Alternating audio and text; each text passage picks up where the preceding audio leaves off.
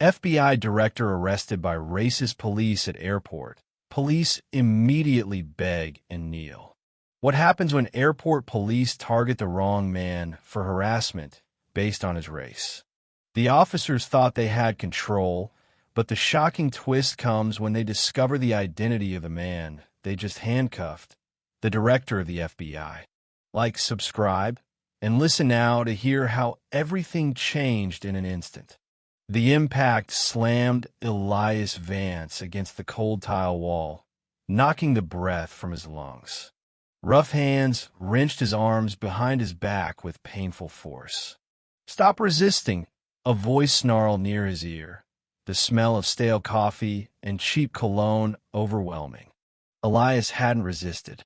He hadn't done anything but attempt to show his identification after being abruptly stopped near the chaotic baggage claim at Chicago O'Hare. Now, the polished gleam of handcuffs filled his vision as they were ratcheted tight around his wrists, biting into the skin. Around him, the noise of the airport seemed to fade and sharpen simultaneously.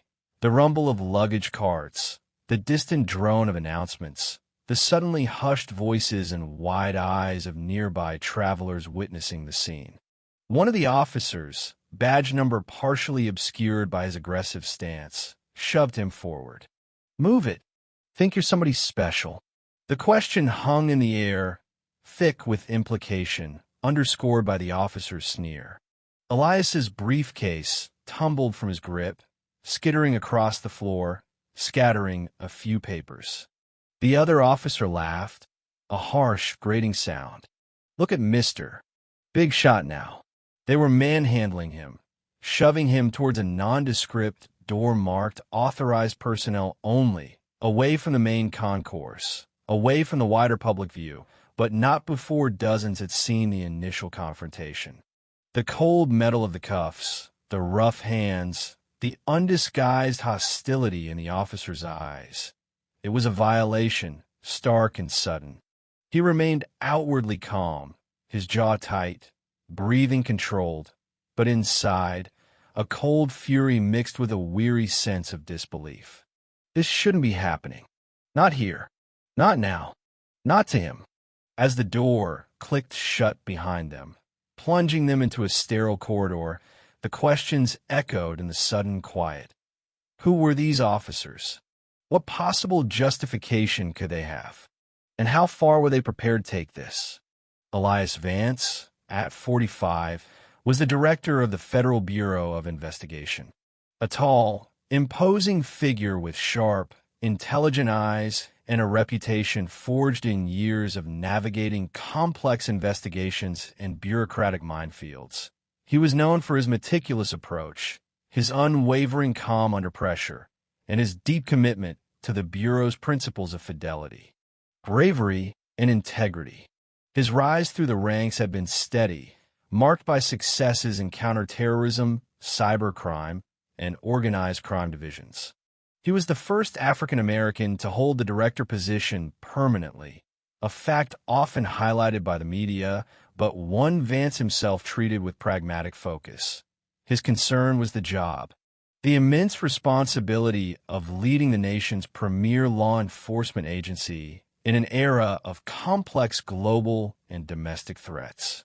He was keenly aware of the Bureau's own complicated history regarding civil rights and worked diligently to foster diversity, accountability, and trust within its ranks, knowing that the FBI's legitimacy depended on upholding the rights of all citizens. His life was a demanding balance of high-level strategic meetings at FBI headquarters in D.C., briefings at the White House, congressional hearings, and visits to field offices across the country. Privacy was a luxury. This trip to Chicago was unusual in its discretion. While scheduled to deliver a keynote address at a major national security conference later in the week, Vance had arrived 2 days early, flying commercial under his own name, but without the usual accompanying security detail or fanfare.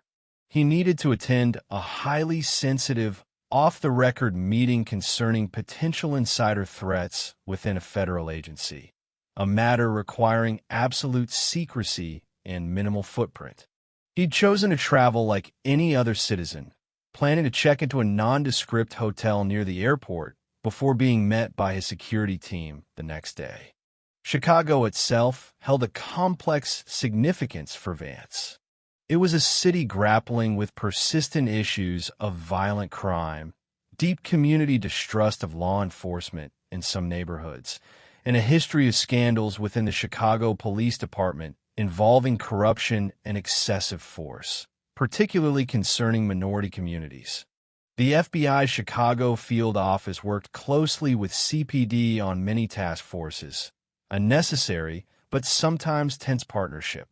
Vance knew the challenges CPD faced, but also the criticisms regarding patterns of racial bias and lack of accountability that periodically surfaced in DOJ reports and news investigations. He hadn't anticipated becoming a personal data point in those statistics. His chief counsel, Clara Evans, a brilliant, fiercely loyal lawyer who had been with him since his deputy director days, managed the complex legal and ethical landscape surrounding the Bureau's operations. She was his most trusted advisor, always just a phone call away, a call he hadn't expected to make under such circumstances.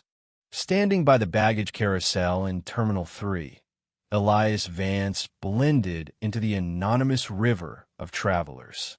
Dressed in a simple gray suit, carry-on bag at his feet, he watched for his checked suitcase, mentally reviewing points for his sensitive meeting later that afternoon. The noise and bustle were familiar white noise. He noticed the two uniformed Chicago police officers moving through the crowd, their eyes scanning faces. Standard airport patrol, he assumed. Then, they stopped directly in front of him. Officer Gary Peterson, older, heavier set, with a sour expression, blocked his path. Officer Ryan Hayes, younger, taller, with an air of restless aggression, stood slightly behind Peterson, arms crossed. "Hold it right there," Peterson said, his voice flat, devoid of professional courtesy. "We received a report of a suspicious individual matching your description in this terminal." Vance felt a familiar, weary tightening in his chest, an awareness honed by countless experiences before he ever carried a badge. "My description?" he asked calmly, meeting Peterson's gaze. "What description would that be, officer?" Peterson ignored the question. "Let's see some ID." Vance reached into his inner jacket pocket, deliberately retrieving only his standard Illinois driver's license, issued years ago when he ran the Chicago field office. He presented it. "Elias Vance. I'm a passenger on flight 1138 from D.C. Is there a problem?" Peterson barely glanced at the license. "Vance, huh? You look like you could be trouble. What's in the bag?" Hayes shifted, his hand resting near his service weapon. "We got a report," Peterson repeated vaguely. "Loitering. Acting suspicious. I'm waiting for my luggage," Vance stated evenly, gesturing towards the still-moving carousel. "Like everyone else here." Peterson scoffed. "Yeah, sure. Luggage. Why don't you step over here with us, mister?" "Vance? Keep things quiet." He jerked his head toward a less crowded area near a bank of elevators, away from the main flow of passengers. Vance hesitated. This felt wrong. Pretextual. There was no probable cause. But escalating a confrontation with armed officers in a crowded airport was unwise. He decided to comply, for now, assuming he could clear this up quickly with his supervisor.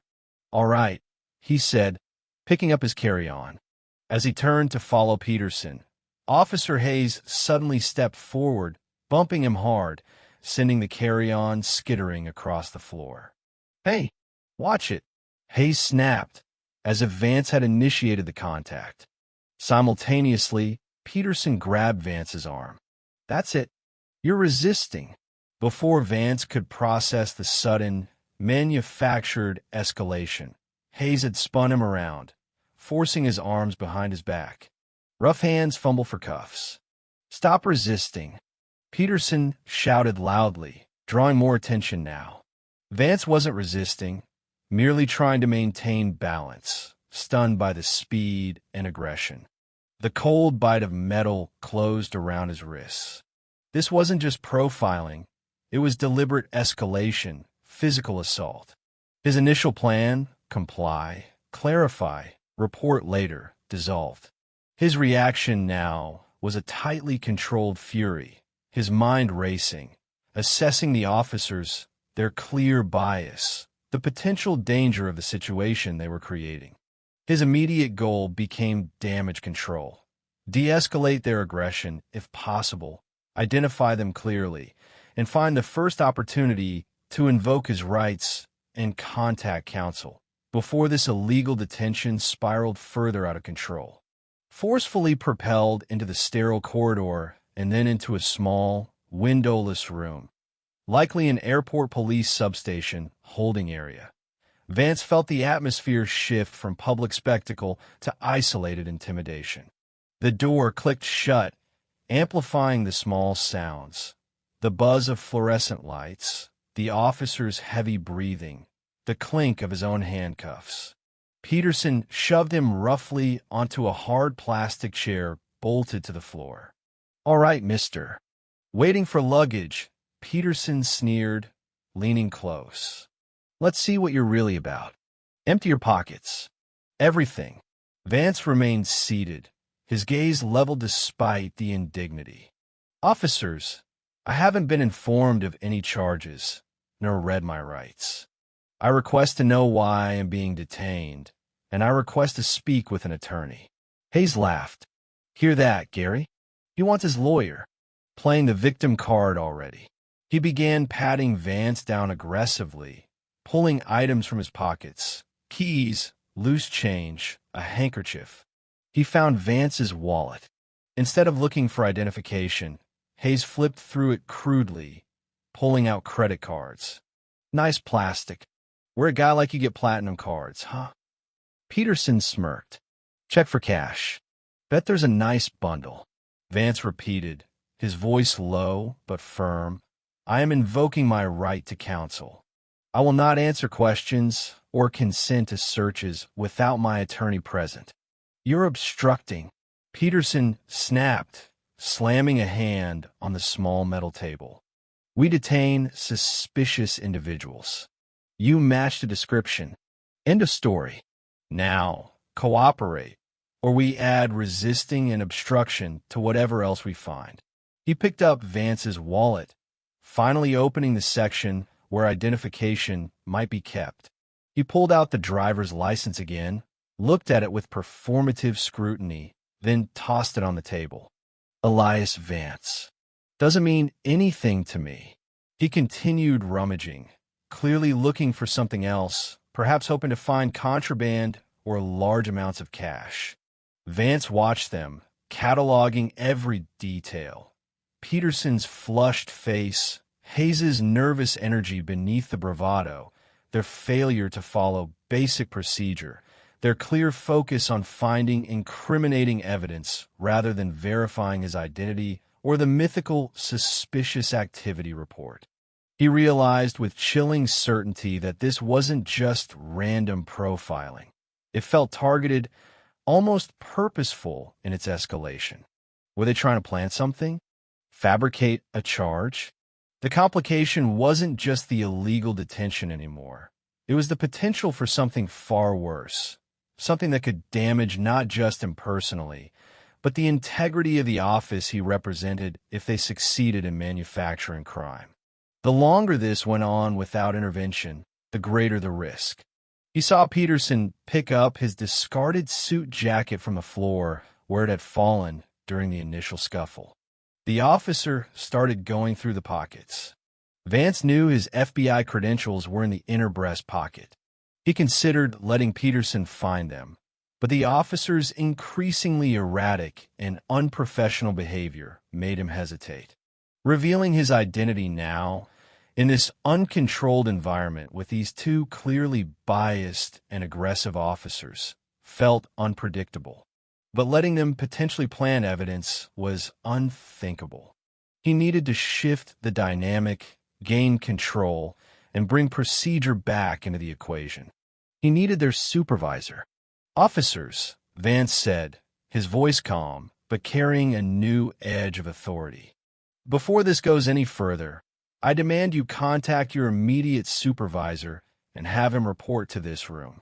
Hayes started to retort, but Peterson, perhaps sensing a shift in Vance's tone, or maybe just wanting backup for whatever they planned next, hesitated.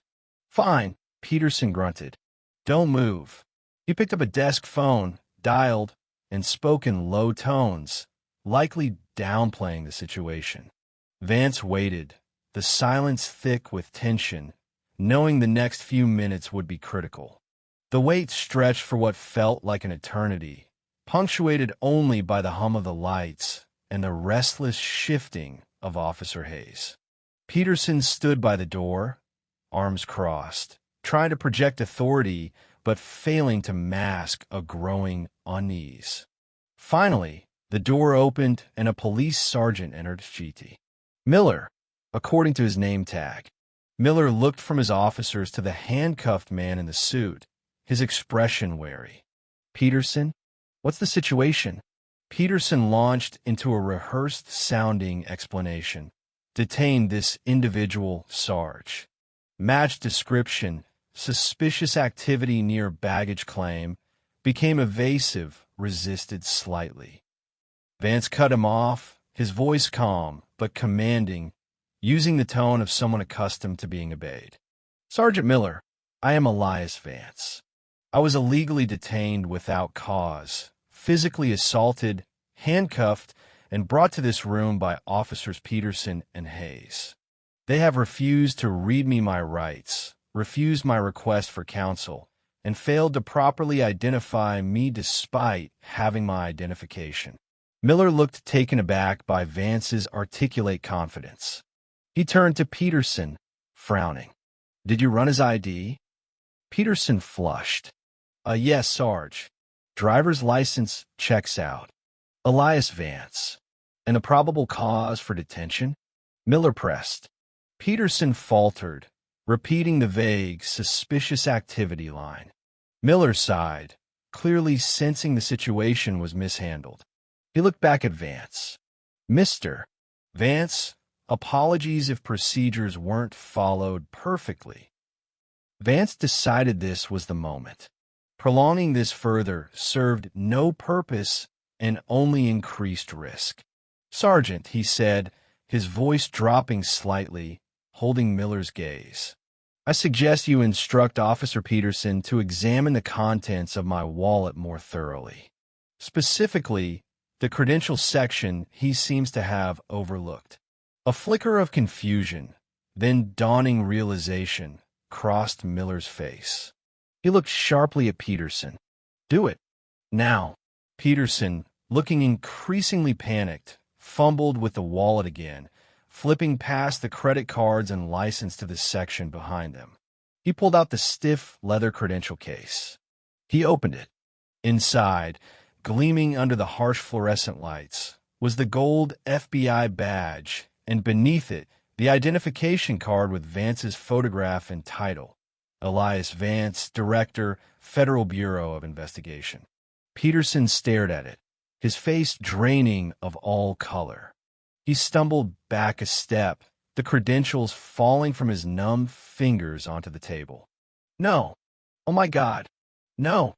Hayes, seeing Peterson's reaction, lunged forward, snatched the credentials, and stared, his own face turning sheet white. He looked at Vance, then back at the ID, then back at Vance, pure terror dawning in his eyes. "Sir, Director Vance, we didn't know." He stammered, his earlier aggression vanishing completely. Miller looked like he'd been punched, speechless for a moment. The power dynamic in the small room had inverted completely, instantly. This was the absolute turning point. Vance wasn't just a victim anymore. He was the head of the most powerful law enforcement agency in the country, illegally detained by local cops. The officers weren't just facing departmental discipline. They were facing career-ending disaster, potential federal charges. "Sergeant," Vance said, his voice now glacial, devoid of emotion. "Remove these handcuffs. Immediately. Then get me a secure phone line. You and your officers are to remain here. Do not speak to anyone until my counsel arrives." His goal had shifted entirely, from personal safety and procedural correction to initiating a full-spectrum investigation into this incident and the system that allowed it. The point of no return wasn't just crossed, it was obliterated. The atmosphere in the small room crackled with suppressed panic. Sergeant Miller fumbled with the handcuff key, his hands shaking as he released Vance's wrists. Peterson and Hayes stood rigidly against the wall, pale and silent, avoiding Vance's gaze. Vance calmly retrieved his credentials and wallet, rubbing his wrists where the cuffs had bitten in. He took the secure phone line Miller offered and made a single call. "Clara? It's Elias. Situation at O'Hare, Chicago PD Substation, Terminal 3. I need you here. Will's up in 20. Bring Kelleher and Martinez from Chicago Field Office, OPR Liaison, full support package. Code Alpha Response." He disconnected, the brief, coded instructions setting in motion the formidable resources of the FBI. Clara Evans, his chief counsel, wouldn't need details. Code Alpha implied an urgent, critical incident involving the director himself. Within minutes, the airport substation seemed to shrink as senior airport police officials arrived, alerted by a frantic Sergeant Miller, their faces a mixture of disbelief and dread. Vance, maintaining a composed silence, allowed them to offer stammered apologies and assurances of cooperation, his presence alone a powerful indictment. He refused any further discussion until Clara arrived. True to form, Clara Evans swept in just under 30 minutes later, flanked by the special agent in charge, SSC, of the Chicago field office, Kelleher, the field office's counsel, Martinez, and two agents from the FBI Police Liaison Unit. Clara, sharp and focused, took immediate control, dismissing the local police officials to wait outside while she conferred privately with Vance. He recounted the incident concisely, factually. Clara listened intently, her expression hardening. Racial profiling, illegal detention, assault, potential fabrication of evidence. "This is outrageous, Elias." "It felt coordinated, Clara," Vance added.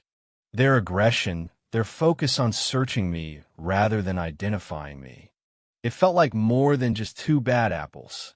Clara nodded grimly. "I agree. While I was en route, I had our intel unit run Peterson, Hayes, and their direct supervisor, Captain Victor Malloy.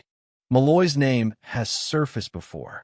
Uncorroborated reports, internal CPD whispers about running a crew known for aggressive stop and frisk tactics disproportionately targeting minorities, particularly near O'Hare. Rumors of ties to contraband movement, kickbacks. Nothing solid enough for us to act on previously, but this." She paused. "This gives us probable cause and jurisdiction like never before."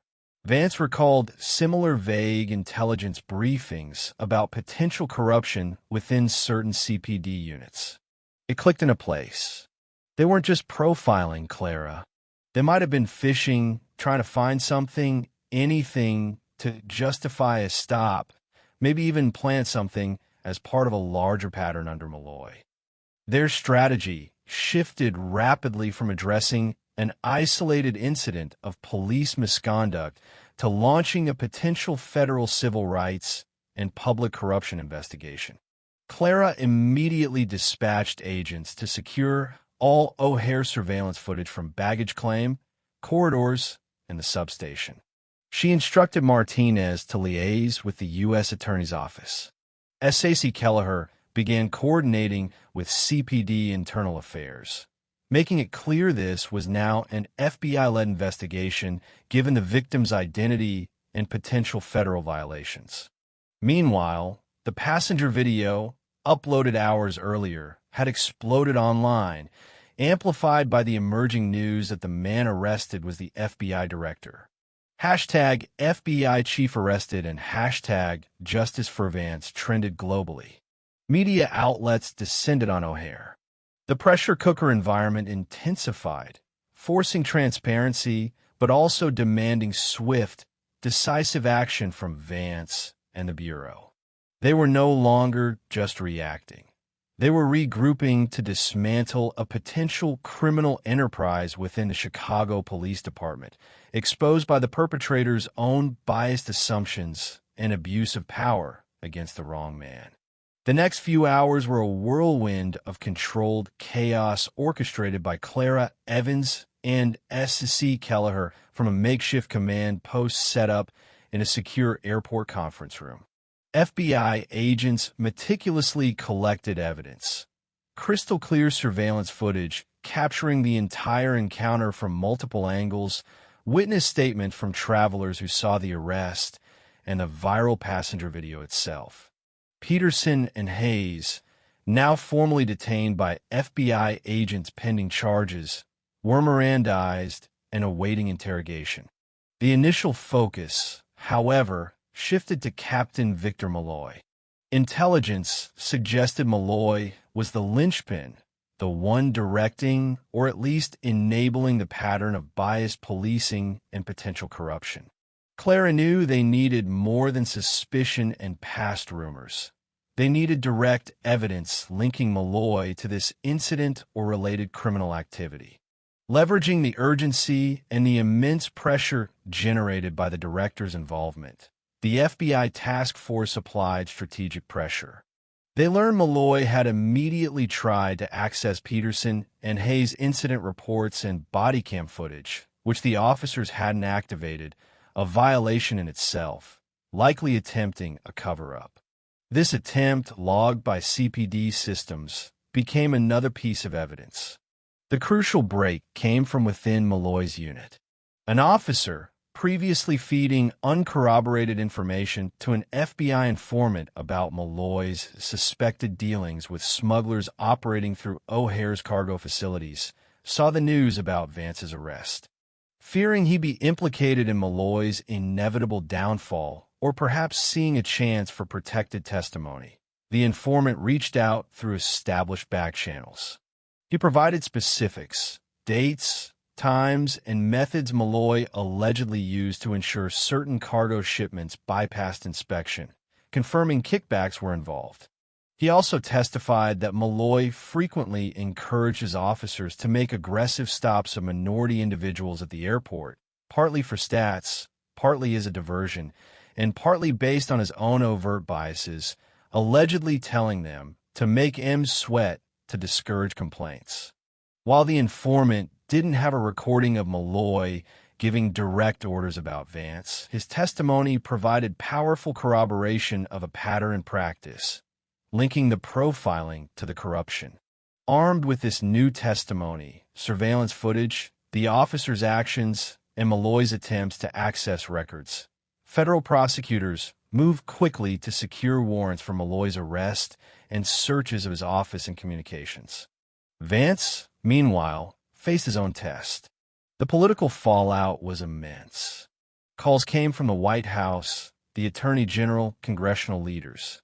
There was pressure to handle the situation swiftly, but also carefully, avoiding actions that could be perceived as FBI overreach or personal vendetta. Some advisors suggested a quieter, internal resolution. But Vance recognized this moment as a critical juncture. The blatant racism and abuse he experienced, combined with the evidence of deeper corruption under Malloy, demanded decisive public action. Allowing it to be handled quietly would betray the very principles he championed. He made the decision: convene a press conference as soon as the warrants were executed, lay out the facts, announce the federal charges, and make it unequivocally clear that this abuse of power fueled by racism and corruption, would not be tolerated, regardless of the perpetrator's badge. It was a high-stakes gamble, putting himself and the Bureau directly in the spotlight, challenging a major city's police department publicly. But he felt it was the only way to ensure true accountability and potentially trigger systemic change. Final preparations were made under intense security, the nation watching, waiting for the FBI director's response. Standing before a throng of flashing cameras and microphones in a packed auditorium at the FBI's Chicago field office, Director Elias Vance projected an image of unwavering calm, though the memory of the degrading arrest just hours earlier was still fresh. Flanked by Chief Counsel Clara Evans and the U.S. Attorney for the Northern District of Illinois, he stepped up to the podium. Earlier today, at O'Hare International Airport, I was subjected to an illegal stop, racial profiling, and excessive force by 2 officers of the Chicago Police Department. Vance began, his voice steady, devoid of melodrama, but carrying undeniable weight. He recounted the events concisely, factually. Behind him, large screens displayed key moments from the airport surveillance footage. The aggressive approach, the ignored ID, the unnecessary force, the officer's panicked reactions upon discovering his identity. This incident, Vance continued, while personally disturbing, appears to be symptomatic of a deeper issue. Evidence gathered over the past few hours suggests these officers were operating within a unit where such biased practices were encouraged, potentially to cover for other illicit activities. Clara Evans then briefly outlined the nature of the evidence compiled, witness statements, surveillance analysis, and, crucially, corroborating testimony regarding Captain Victor Malloy's alleged involvement in both promoting discriminatory stops and facilitating smuggling operations through O'Hare. As she spoke, the U.S. Attorney announced that federal warrants had been executed moments earlier. Peterson and Hayes were formally charged with violating federal civil rights laws and assault. Simultaneously, Captain Victor Malloy had been arrested at his precinct headquarters on charges including conspiracy, bribery, and obstruction of justice. News crews outside Malloy's precinct showed live footage of him being led away in handcuffs by FBI agents. Vance concluded the press conference with a direct statement. There is no place for racism or corruption in American law enforcement. Accountability must be swift and certain. My personal experience today underscores the urgent need for continued vigilance and reform. The FBI, working with the Department of Justice, will pursue this investigation vigorously, wherever the facts may lead. The room erupted with shouted questions, but Vance simply nodded and stepped away from the podium, the message delivered with decisive force. The public exposure and swift federal arrests sent shockwaves through Chicago and the nation. Peterson and Hayes were immediately fired by CPD, facing overwhelming evidence, including the viral video and Vance's testimony. They eventually pleaded guilty, receiving significant federal prison sentences for civil rights violations. Captain Victor Malloy's case uncovered a network of corruption involving airport cargo handlers and bribes. His trial resulted in a lengthy prison sentence, dismantling his corrupt operation. The Department of Justice launched a full-scale pattern or practice investigation into Malloy's precinct and related CPD units, leading to a federally monitored consent decree mandating sweeping reforms in training, supervision, disciplinary actions, and data collection on police stops. The incident became a catalyst for renewed national dialogue on racial bias in policing and the importance of accountability. Director Vance, using the experience not for vengeance, but as motivation, worked with Clara Evans to establish the Vance Justice Initiative within the FBI's community outreach programs. dedicated to strengthening relationships between law enforcement and minority communities and supporting victims of civil rights abuses. He delivered his keynote at the security conference later that week, incorporating his ordeal into a powerful call for integrity within all levels of law enforcement. He received thousands of letters and emails, including one from the passenger whose video first brought the incident to light, thanking him for his courage. Returning to Washington, Vance continued his duties as director, forever marked by the incident, but also emboldened in his commitment to justice and reform, ensuring the bureau he led strove relentlessly to live up to its ideals. The handcuffs had been briefly on him, but the fight he ignited aimed to unlock the chains of systemic injustice for others.